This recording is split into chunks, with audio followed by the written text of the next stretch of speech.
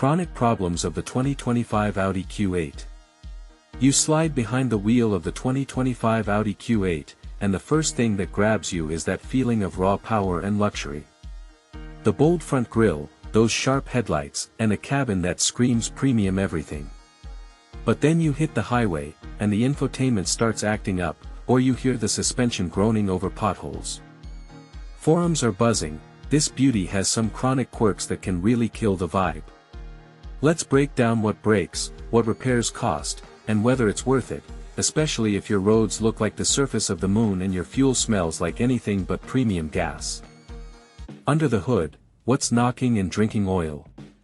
The Q8's engines are like high-maintenance divas, impressive but needy. The 3-liter TFSI gasoline engine, 335 horsepower, feels peppy, but in traffic, the throttle hesitates like the car's deciding whether to move. The 3-liter TDI diesel, 282 horsepower, saves fuel, but low-quality diesel here can wreck the injectors. And if you spring for the SQ8 or RSQ8 with their beastly V8s, 500 or 631 horsepower, be ready for them to drink oil like morning coffee, up to half a liter every 1,000 miles, especially if you drive hard. Owners on Audi World and forums gripe, turbos on the V8 start whistling after 50,000 miles, and the start-stop system on TFSI models lags annoyingly. Diesel owners hate the clogged particulate filters from sketchy fuel. Not deal breakers, but they'll hit your wallet. Transmission and AWD, jerks and surprises. The 8-speed ZF automatic should be bulletproof, but in stop-and-go traffic, it jerks like a rookie driving stick, especially on gasoline models. The Quattro all-wheel drive grips any road, but the rear axle clutch overheats in heavy off-roading. Forums mention transfer case seals leaking after 60,000 miles, and the RSQ8's differential whines if you floor it at every green light. Suspension, groaning on bumps. The air suspension is like a fancy mattress, comfy but not forever. After 40,000 miles, stabilizer bushings start clunking, especially on rough roads. Air springs can sag by 60,000 miles if you're constantly hopping curbs. The 4-wheel steering? Awesome until you see the repair bill. Gadgets that drive you nuts.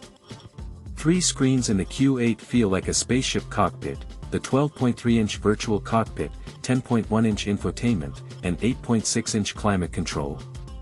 But they glitch like an old phone, freezing displays, blank backup cameras, sensors screaming for no reason.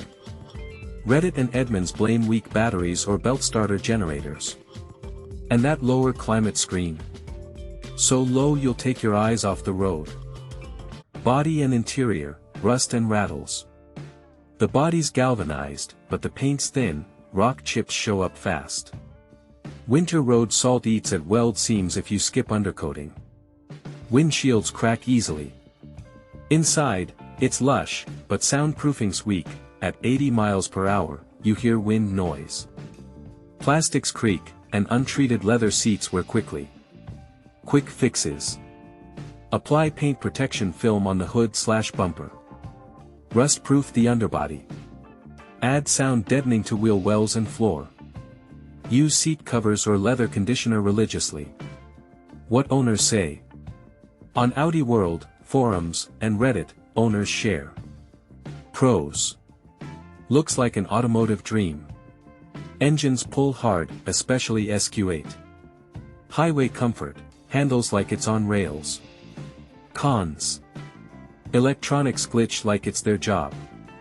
Transmission jerks in traffic. Paint scratches if you look at it wrong. Maintenance costs like owning a yacht. The 2025 Audi Q8 is for those who crave luxury and thrills but will tolerate its quirks. Glitchy tech, jerky transmission, fragile paint, and pricey upkeep are real, but treat it like a prized pet, and it rewards you with comfort and power. Change oil early, use top-tier fuel, update software, and rust-proof it. If buying used, scrutinize the engine, transmission, and electronics. Worth your cash and nerves. If you love premium rides and can afford dealer visits, go for it. If you want less hassle, check out Volvo or Genesis.